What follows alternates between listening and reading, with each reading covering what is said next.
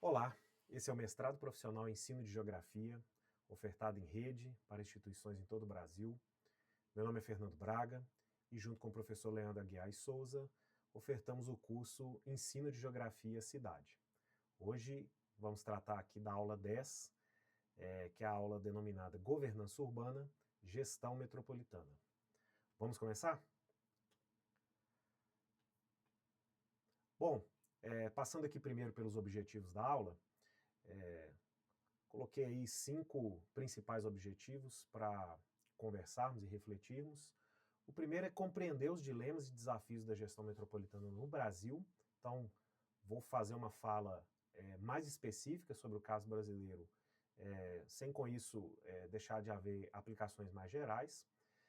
Um problema que é eminentemente geográfico também, que eu gostaria de abordar nessa aula, é analisar a tensão entre a espacialidade e a institucionalidade, quando a gente fala de regiões metropolitanas.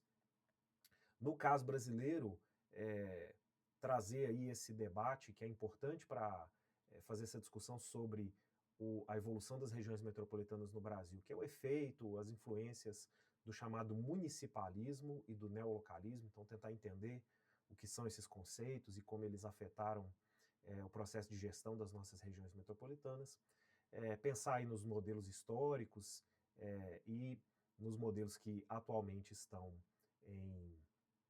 em funcionamento e falar um pouco também de estratégias futuras, desafio para o futuro da gestão dos espaços metropolitanos. Bom, como bibliografia, está aí no nosso ambiente virtual de aprendizagem, os links.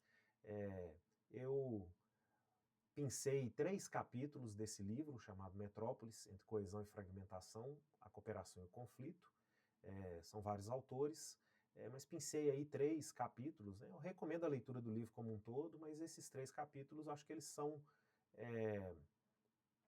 mais voltados ao tema específico dessa aula, que é falar sobre gestão dos espaços metropolitanos. Então, temos aí alguns autores, né? Sérgio Azevedo, Virginia Mares Guia, Raquel Ronick, Ana Fani Davidovich, que nesses 3 textos aí, acredito, dão uma base interessante para pensar o problema que vai ser tratado. Então, estou propondo que, como produção de texto semanal, você faça a escolha de um desses 3 textos. Se quiser também escrever uma produção textual que faça aí a ponte entre os 3, acho que é muito válido, mas estou colocando a possibilidade também de escolher um só e fazer uma produção textual a respeito. Então, o primeiro ponto que eu gostaria de destacar sobre o assunto é essa tensão entre espacialidade e institucionalidade. Acho que esse é um ponto que tem muito a ver com o aspecto geográfico dessa discussão, que é pensar o quanto a cidade, enquanto um fenômeno espacial, enquanto uma manifestação da sociedade humana, ela, em muitos casos, ela não vai respeitar os chamados limites políticos administrativos. Então, ainda que as pessoas se refiram à cidade muitas vezes como sinônimo de município, essa distinção é importante de ser feita tecnicamente e ainda mais dentro do espaço metropolitano. Então, aqui e em outros lugares a gente costuma usar às vezes um prefixo grande, né? Eu sou aqui de Belo Horizonte, Minas Gerais, e a gente fala, por exemplo, Grande BH para se referir a Belo Horizonte, mais uma série de outros municípios que, no fim das contas, formam uma cidade só. A região metropolitana de Belo Horizonte, se quiser tomar, por exemplo, a sua mancha urbana central, dentro do que a gente chama de cidade, um conceito mais estrito de cidade, os limites políticos administrativos pouco importam na distinção dessa cidade em si, né, com todas as suas características. Então, o dilema metropolitano ele se coloca exatamente nesse ponto, né, e especialmente o dilema da gestão, que é o nosso tema aqui. Como lidar com uma realidade urbana que é a mais complexa que existe, que é essa realidade de grandes aglomerados, grandes manchas urbanas, com milhares de quilômetros de vias, com milhões de pessoas residindo juntas e demandando serviços urbanos dos mais complexos, com essas estruturas institucionais que são fragmentadas porque elas respeitam os limites político-administrativos.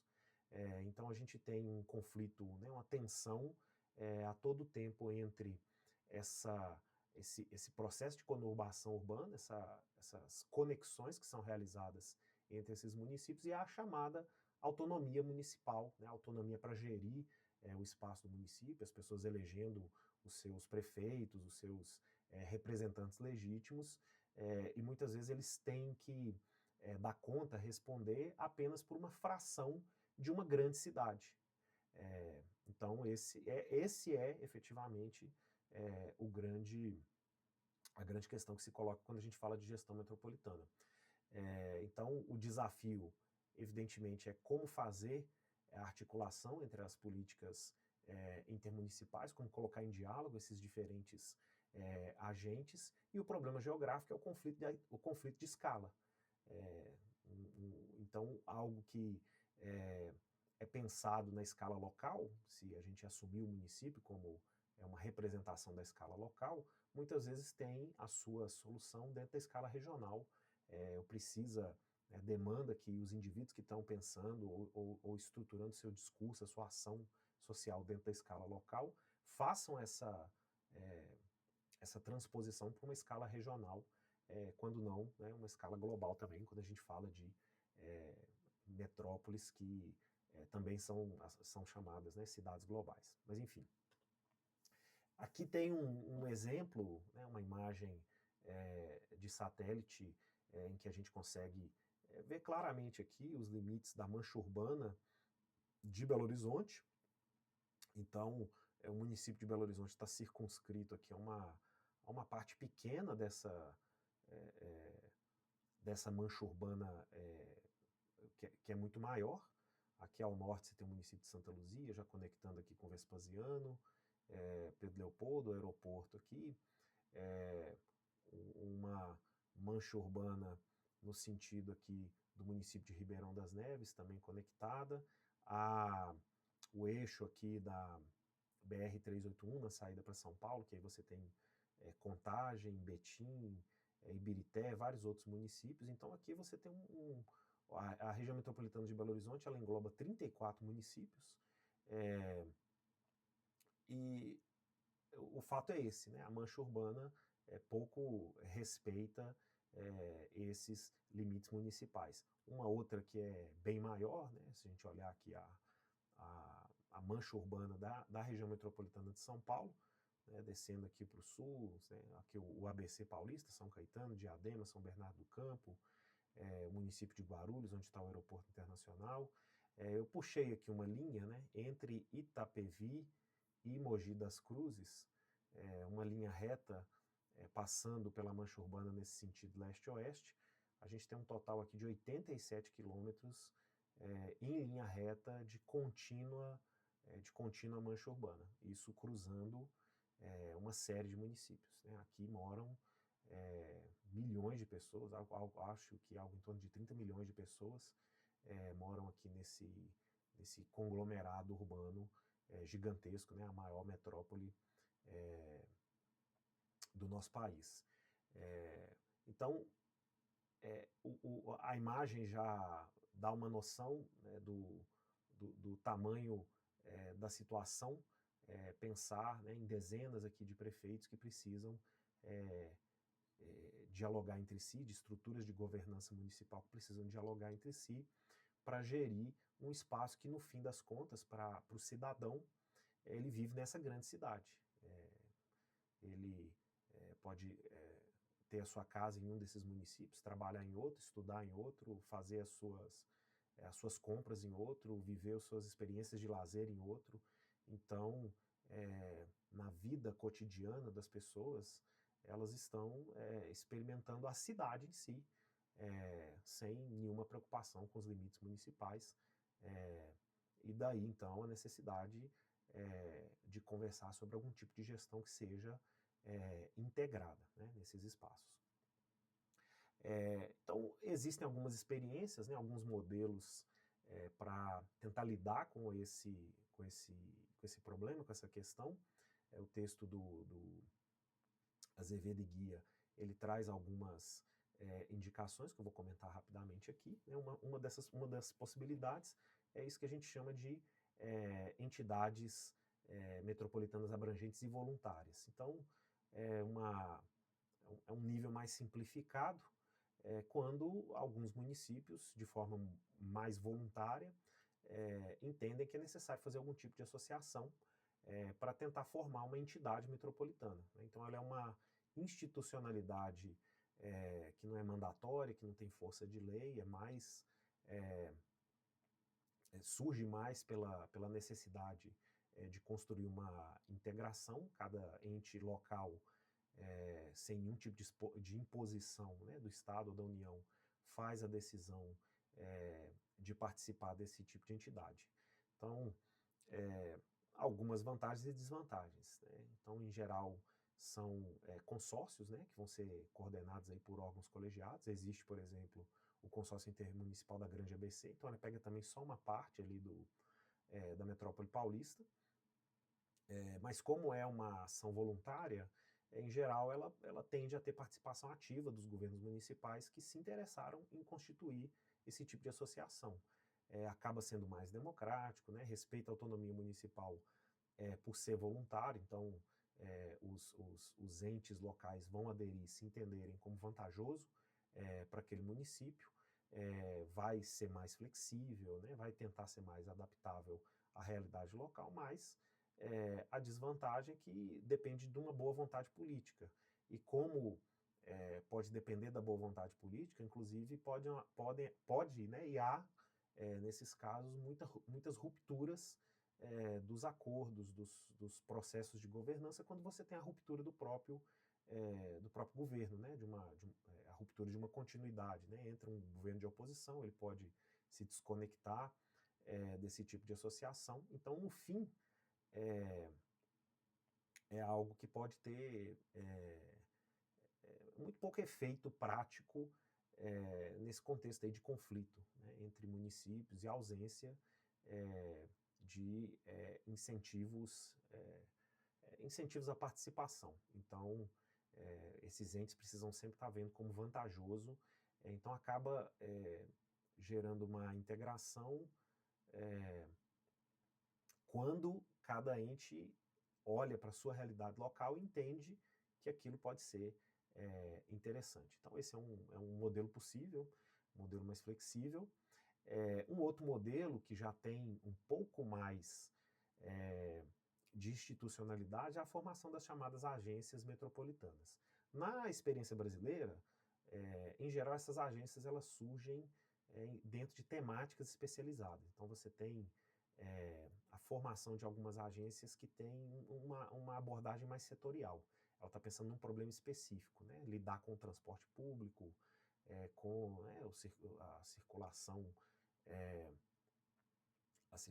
de água, né? O saneamento básico, a habitação, circulação de resíduos sólidos. Então, essas agências que existem em várias regiões metropolitanas, elas podem surgir tanto pela criação desses consórcios para os consórcios formados de maneira voluntária, ou por algum tipo de imposição estadual, né, para gerir algum problema que está dentro do escopo de ação dos governos estaduais. Então, são as áreas técnicas que têm mais forte demanda de integração regional, como transporte, por exemplo, né, saneamento, que também não vão respeitar em nada, né, os limites municipais, tanto na demanda das pessoas, como também nas logísticas, né, de captação, circulação e tratamento.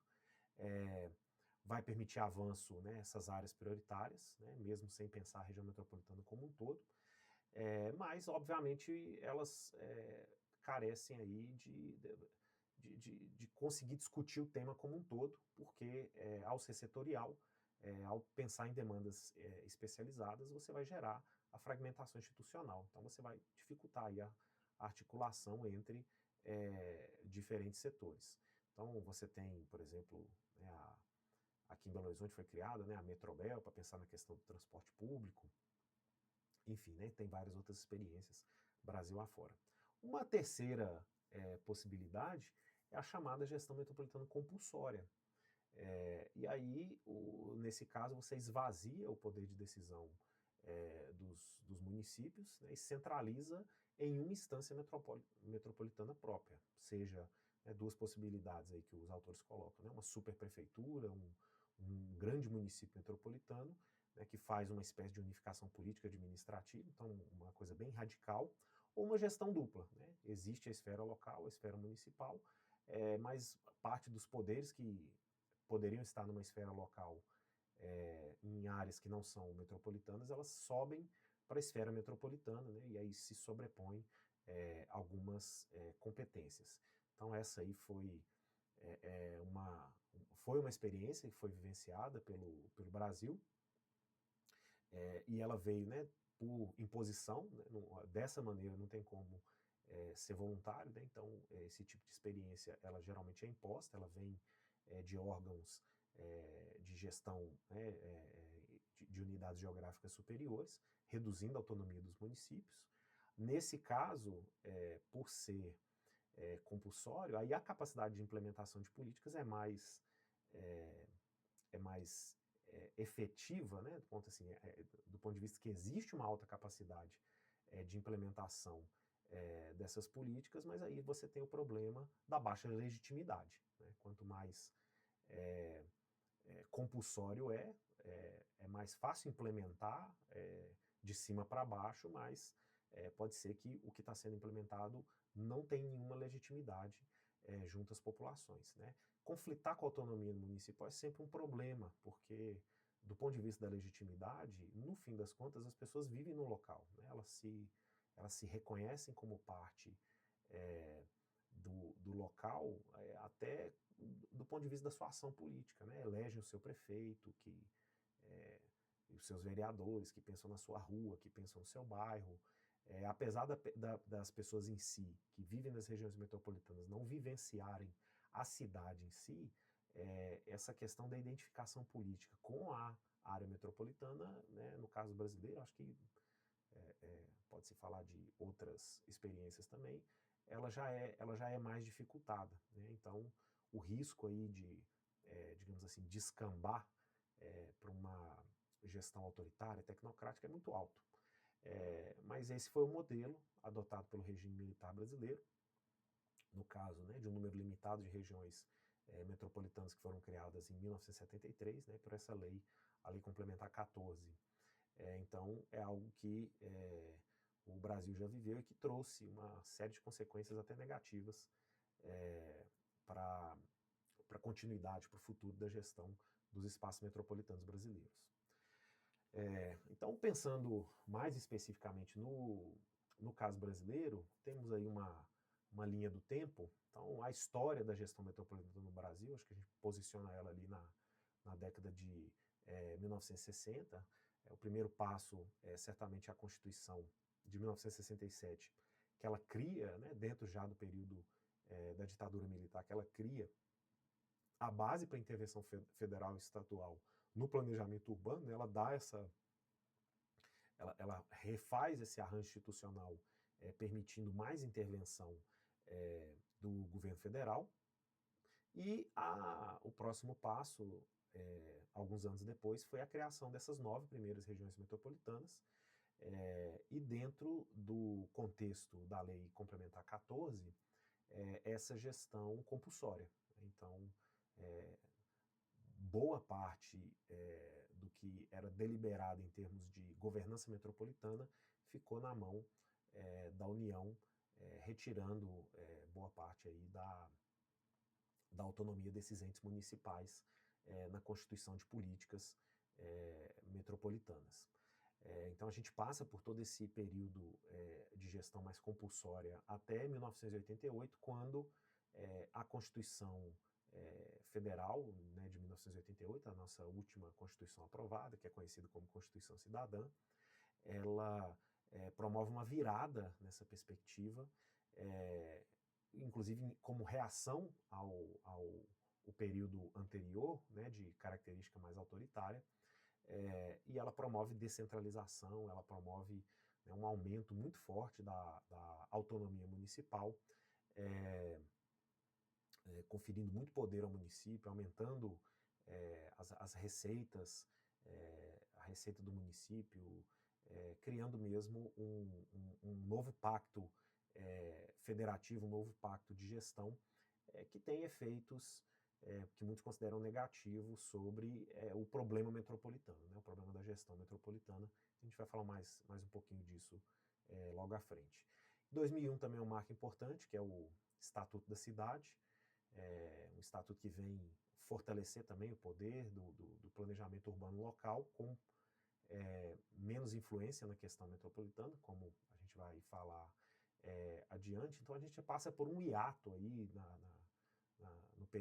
nesse período pós-Constituição de 1988, especialmente durante a década de 90, uma espécie de rejeição, a rejeição ao debate da questão metropolitana em reação ao período anterior, que foi muito centralizador. Contudo, o fenômeno metropolitano explode no Brasil ao longo da década de 90, da década de 2000, né? Muitas regiões metropolitanas são criadas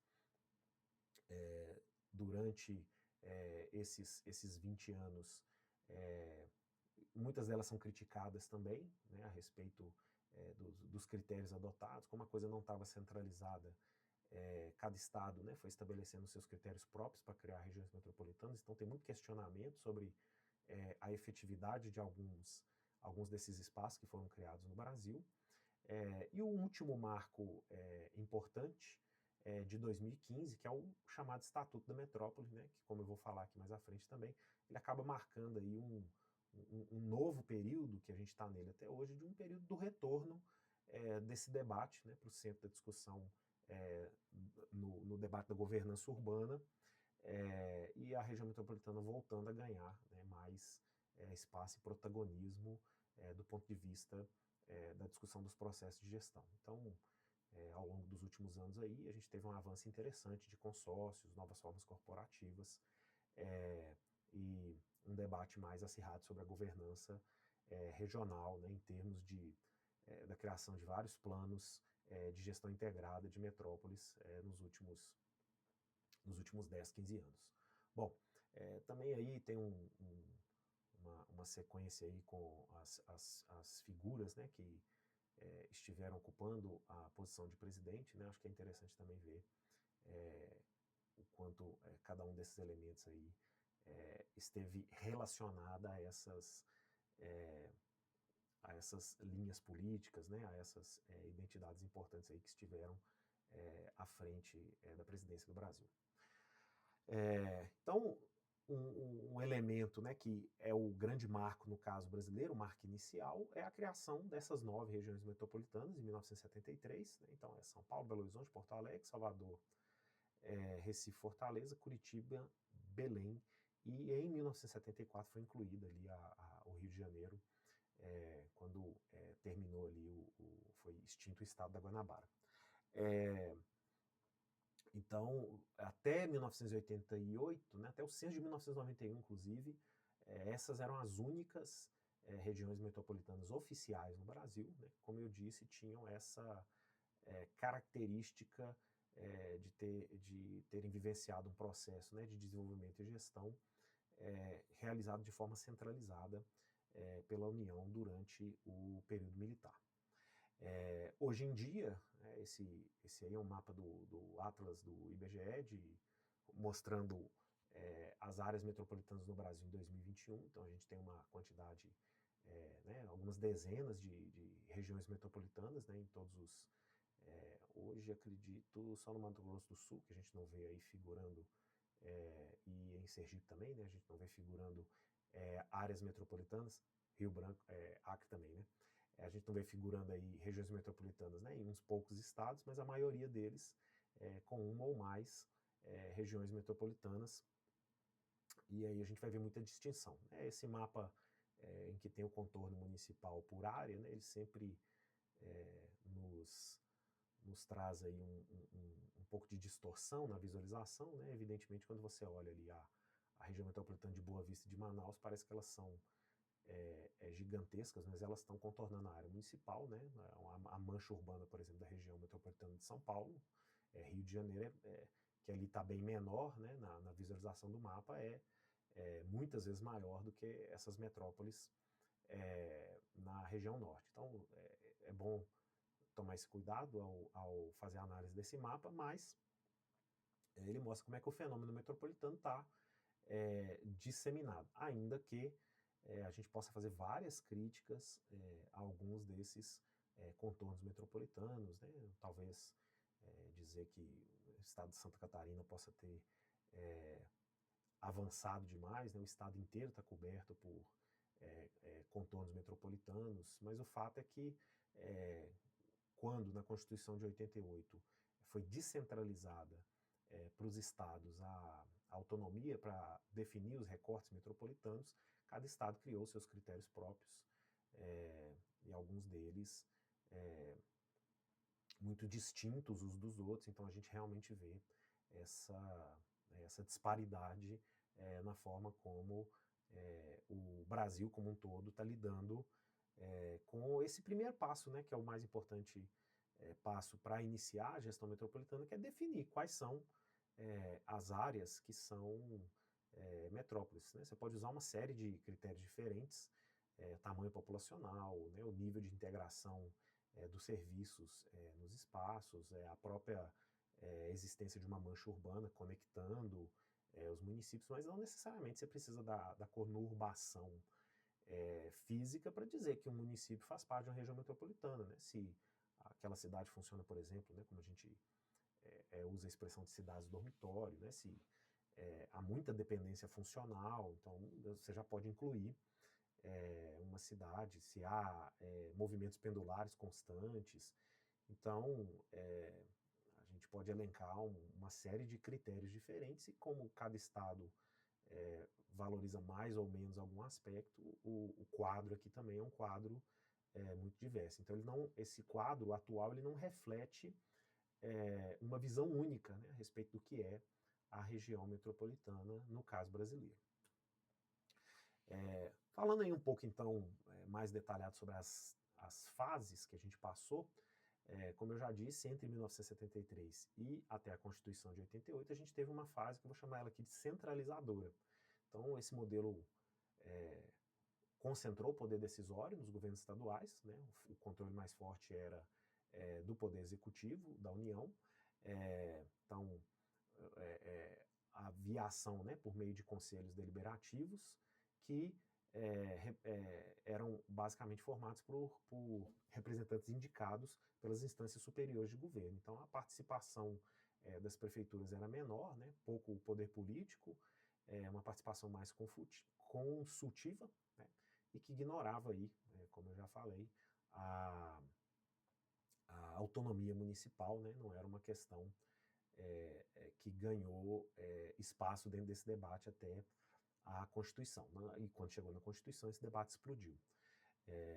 Então, a questão dos planos técnicos, né, um caráter mais funcionalista, o foco em transporte, habitação e saneamento, então vinha de cima para baixo, tentando racionalizar aí o crescimento urbano, né, sustentar um tipo de modelo de desenvolvimento nacional, mas pensado de forma centralizada.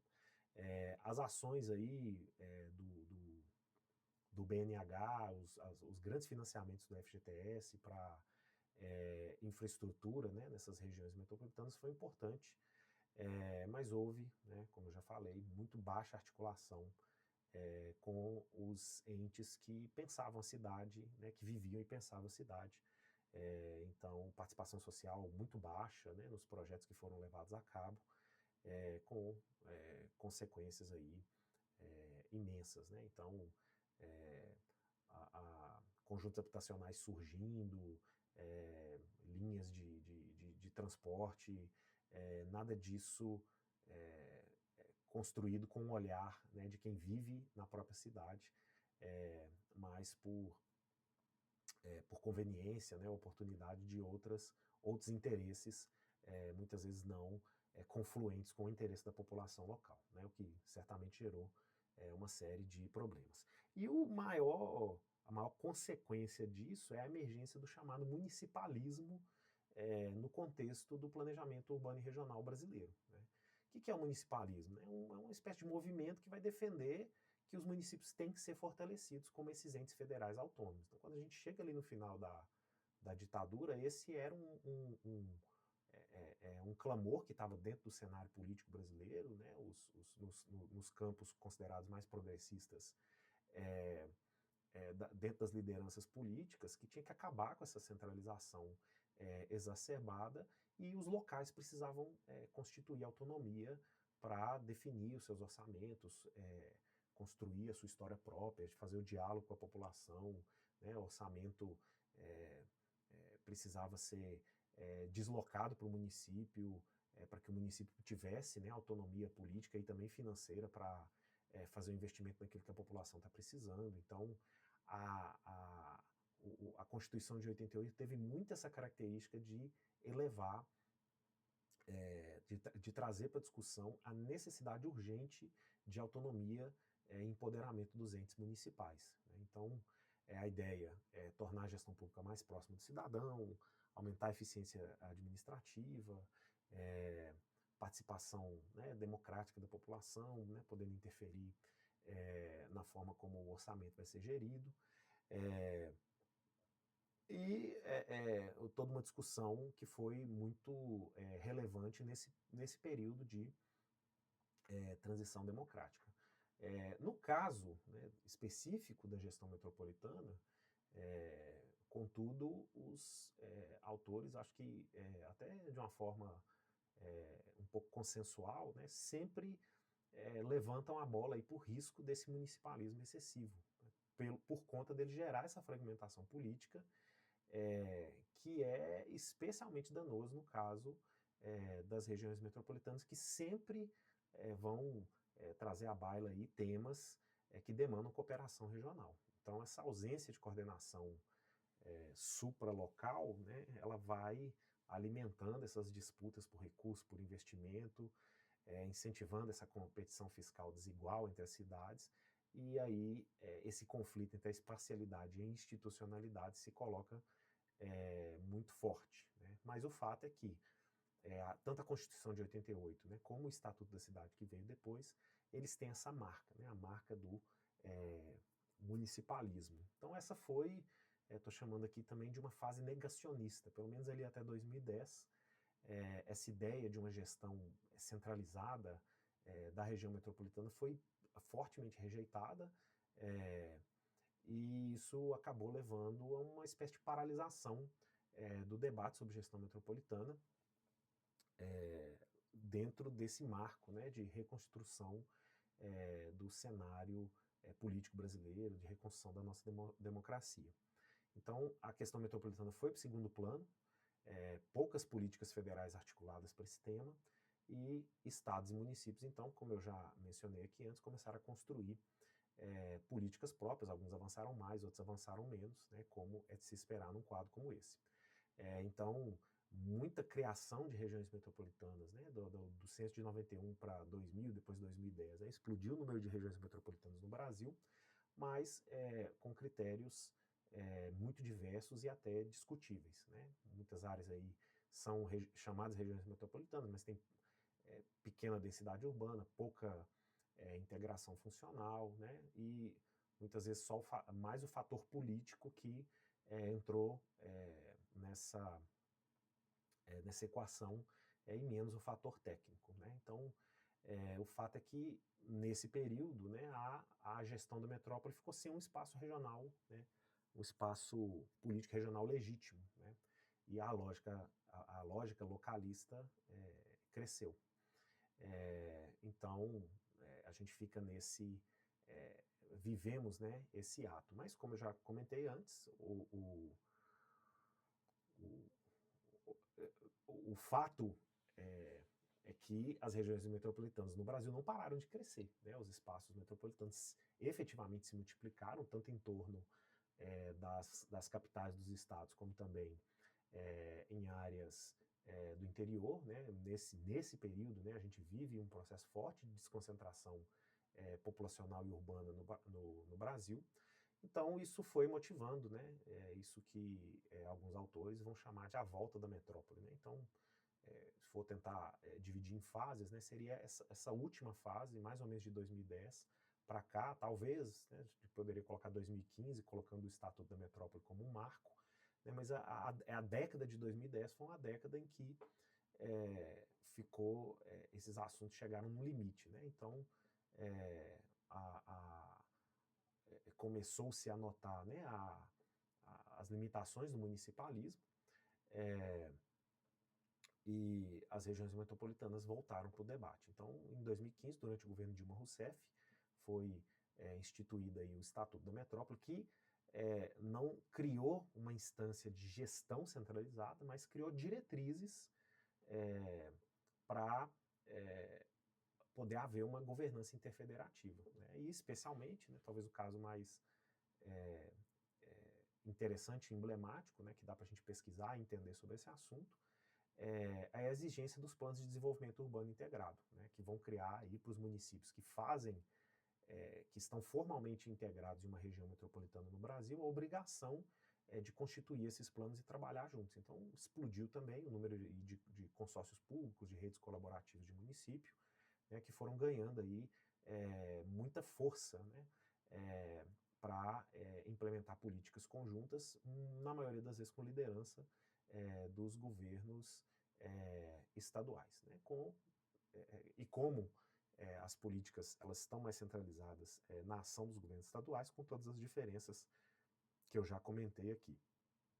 Então, a gente vive num período, né, de retorno, de fortalecimento, mas ainda vai persistir aí muita fragmentação institucional, né, e recomendo aí a leitura dos textos que vão aprofundar um pouco nessa discussão.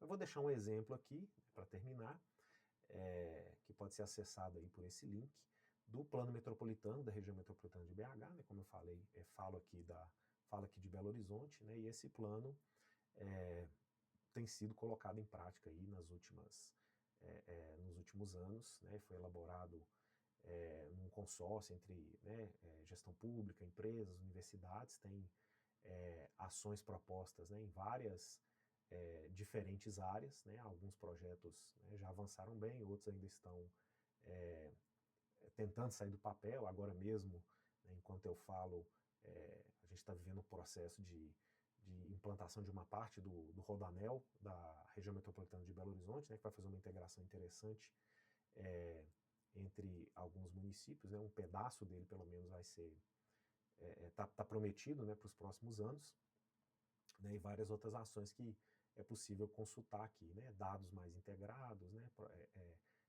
projetos, né, e propostas que surgiram no contexto desse plano metropolitano e que tem né, uma gestão, um acompanhamento do governo estadual.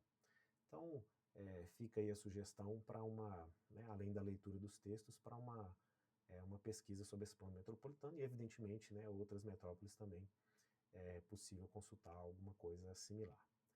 Enfim, pessoal, é isso que eu tinha para conversar com vocês aqui hoje, né? Um abraço a todos e até a próxima aula.